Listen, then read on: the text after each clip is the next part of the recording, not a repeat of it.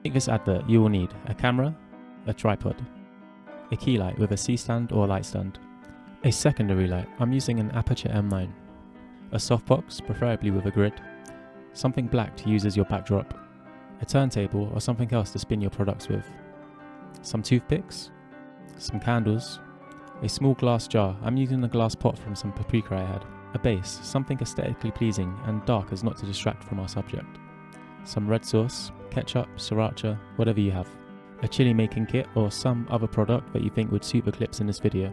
There's a lot to break down in this video, so let's start from the first shot.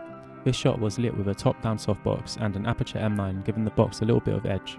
It's not much, but just adds that little bit of depth to help separate the box from the background. Here's the in-camera shot. The box is blue tacked to the wooden base to stop it from moving. To make the box appear to open on its own, I just keyframed out my hands in the background.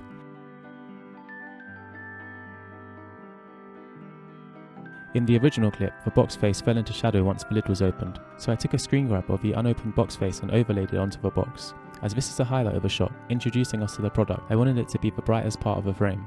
It's obviously unnatural, but makes logical sense for a commercial. A zoom was added in post, and that's the first shot done.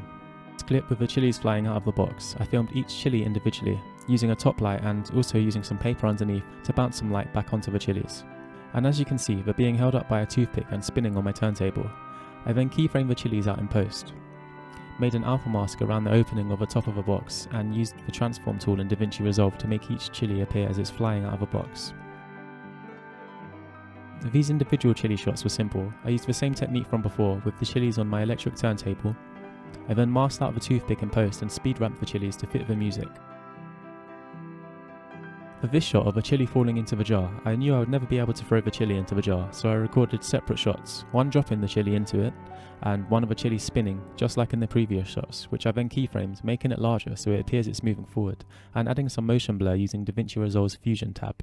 To make the chili look like it turned into chili sauce, I had to remove the drop chili from the jar without moving the jar, so I blue tacked the jar down and used a toothpick to remove the chili. And then with the jar and lighting in the exact same position, I squeezed the sriracha sauce into the jar, trying my best to keep my reflections out of a glass surface.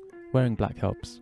Of course, I then keyframed myself out of a clip using an alpha mask in DaVinci Resolve's color tab.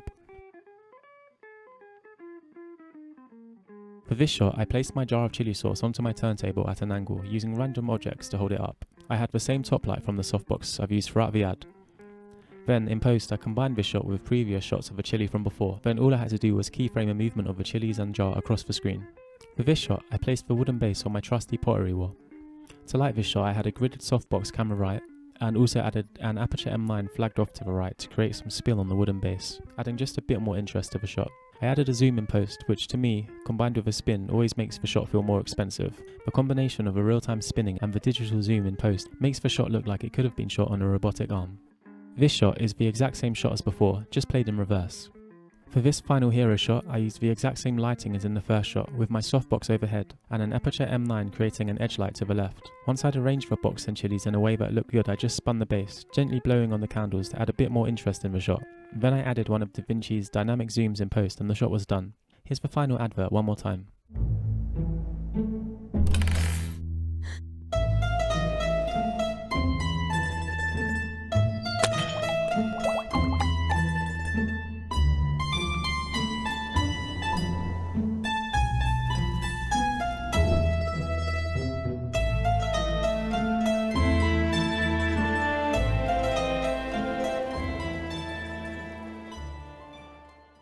If you're interested in seeing how I shot and lit clips like this, please check out my other videos and subscribe for more breakdowns in the future.